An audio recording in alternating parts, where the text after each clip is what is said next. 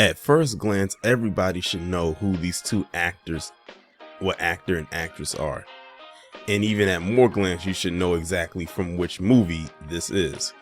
That's without the shadow of a doubt Angela Bassett and Laurence Fisburne from What's Love Got to Do With It. Now, this video is not pertaining to me talking about the movie itself, but it's actually pertaining to an article that just came out in which Angela Bassett said that Laurence Fishburne actually protected her on the set of What's Love Got to Do With It. That movie right there, I can't bring myself to really watch again, mainly because of some things that I've heard about it, but also because of the nature of the film itself. It's very hard to watch. It's one of those movies where you have to watch it like and hope that you grasp the concept in one sitting, especially as a person who's old enough to understand what's going on. See, me, I had to watch it a couple times because I was young when I first saw it, and then watch it again as an adult. And then I really haven't sat down and watched this movie in years. It's been a long time since I've watched this movie, but that's besides the point. But Angela Bassett basically came out and said that Laurence Fishburne actually protected her on the set of filming this movie because if y'all remember in the film, there was a scene where Tina was recording that song Nutbush in the studio, and Ike Turner was there, and you know they had people around because they had the studio in their home, and Ike was basically high out of his mind, and he kicked everybody out of the studio because he was upset because Tina wasn't singing the song the way he wanted it to be sang, even though she wasn't messing the song up, but you know he was just high and frustrated. And then when he kicked everybody out, he walks into the studio, he slaps her, and then he proceeds to violate her. And that scene right there was very, very hard to watch. I mean, the movie as a whole is very hard to watch, especially when it comes to the scenes of the abuse. But that scene right there was very, very, very hard to watch. And for those of y'all who've seen the movie, know exactly what scene I'm talking about. But that scene in particular, Laurence Fishburne had to step to the people that were filming the movie and was like, look, y'all are doing too much with this scene and wanting to film it continuously over and over again. And it's like, it's taking a toll on my scene partner, being Angela Bassett, in so many words. So Laurence Fishburne had to step to them and say, look, whatever y'all don't got, you just won't get. Because apparently, and I'm gonna read the article, they filmed this scene multiple times, more times than was comfortable for her, which I can understand. Because, you know, that scene is very graphic, and while they are acting, it looks very real, and it probably felt real to her, even though, of course, there was clearly no penetration, but still, being in that moment, it felt uncomfortable for her. And who knows, I don't know if Angela Bassett has ever been violated in that way in her life before then, but if she was, that would unlock a dark memory in her past that she probably was trying to suppress. And if she wasn't, hopefully not, that's a moment that she wouldn't want to relive ever again. And if you looked at other movies that she's done, she's never done a film quite like this ever since. At least not to the scale from what I've seen in her as far as her filmography goes. Honestly, I don't think I've seen Laurence Fishburne do a role like this since this movie as well, which lets you know this movie took a toll on both of them. But I'm gonna go ahead now and read this article coming from yourweb.com, and it was posted June 27th, 2023. The title reads, Angela Bassett says Laurence Fishburne protected her while filming sexual assault scene in What's Love Got to Do With It. Angela Bassett is recalling her experience on the set of What's Love Got to Do With It and how she struggled to speak about filming the different assault scenes. Bassett says she was an up-and-coming actor at the time and didn't feel comfortable doing numerous takes of the abuse scenes. So there it is right there. She said she was an up-and-coming actress, so she really didn't have as much say in what she could do with the roles that she was taking, especially with this one. This was considered her breakout role. She's done other things before this, but this role right here was like when the world got introduced to Angela Bassett, like, here I am. And you know, when you're an up-and-coming actor or actress, you have limited say. about what it is that you like and don't like about a role that you're taking. Now, of course, Angela Bassett is who she is. She can be very particular about her roles.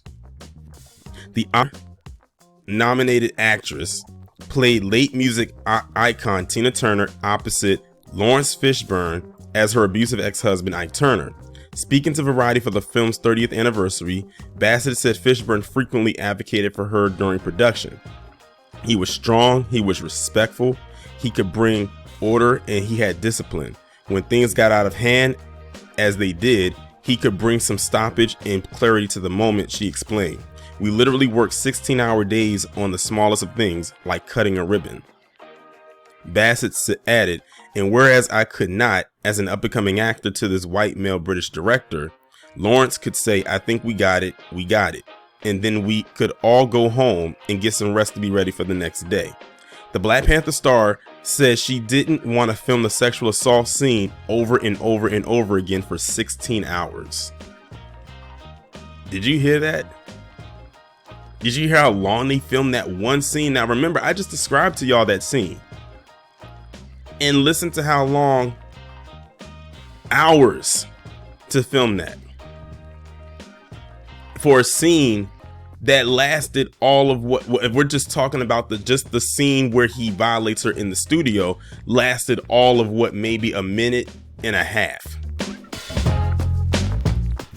She goes on to say, I wasn't willing to do that, and I knew I couldn't ask the director because here I am as a new actor, but I could talk to Laurence, Bassett said. So Laurence asked me, how many times do you want to do this? And I looked at him and he took my hand and I said 4 or 5, she continued. And then he told the director, like, hey man, we're going to do this 4 times. So let's make sure we get the cameras right and we're going to keep them outside of the studio, which of course they did, because if you look at the scene, it's shot because it's like the way that their studio was set up, it was like a fish tank and they had a bunch of records around. So you could, like, if you was on the outside, like in the little common area, like the living area, then you could look through and actually see because it was see-through. And then the way they shot it, they weren't inside of the studio itself. Only the part where he opens up the door and he slaps her and then the camera goes outside.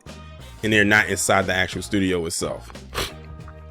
As we reported previously, Bassett also stepped into the shoes of Michael Jackson's mother, Katherine Jackson, portraying her in the 1992 miniseries The Jacksons: An American Dream, and twice as Malcolm X's wife, Betty Shabazz, Spike Lee's Malcolm X in 1992, and Mario Van Peebles directed Panther in 1995.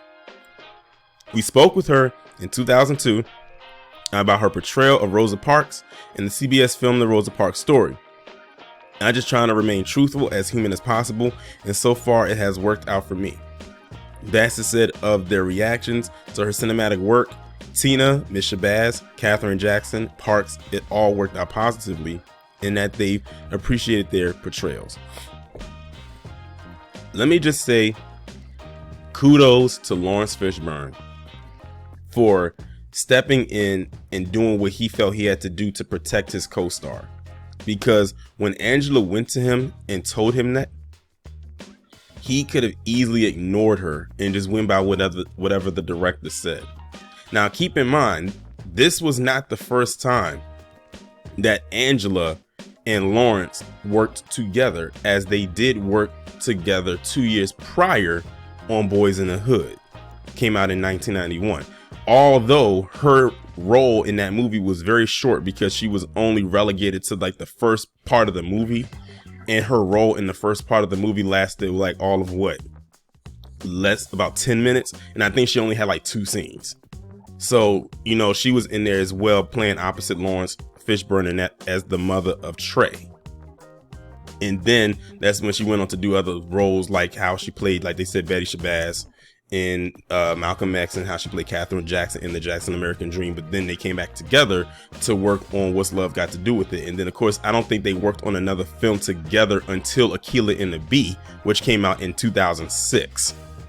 So that just shows that they have chemistry with each other. But he respected her enough as a person, as a human being, to go to the director and say, look, my co-star is very uncomfortable with this. Whatever scenes y'all got to get, let's get them as quickly as possible.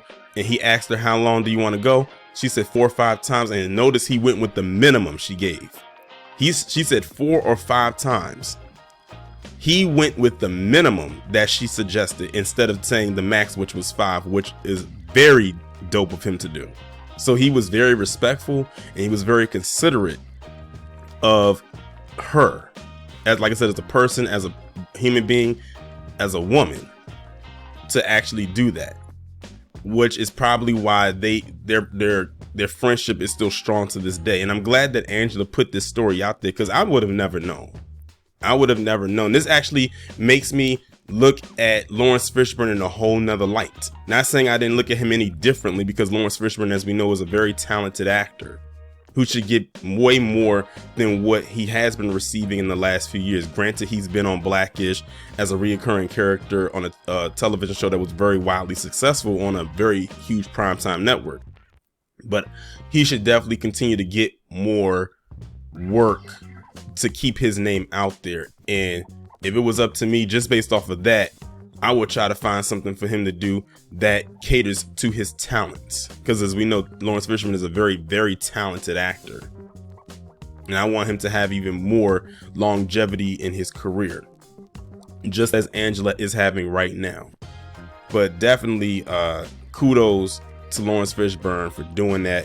And definitely kudos to Angela Bassett for bringing this story to the forefront, because again, many of us didn't even know this was going on. It also makes you wonder what other stories happens on these sets that the world doesn't know about, not just with them, but you know, other actors and actresses. What else is going on some of these sets that we don't know about, that we feel that, you know, that they feel we should know. And I'm like I said, this is a story right here that she could have kept close to the chest and didn't have to tell anybody. But I'm glad that she did, because it shows, like I said, it shows that Laurence Fishburne has a humanity side to himself outside of his professionalism. Because a lot of people think or look at people in entertainment and think that, you know, they're just a shell of themselves. What are they really like? This was Laurence Fishburne being Laurence Fishburne, not Laurence Fishburne being the actor. So he separated himself from just being the actor and said, I'm gonna be Laurence Fishburne, the man, the human, and say, look, she's uncomfortable with this. We're only gonna do it 4 times, so make sure everything is set up properly.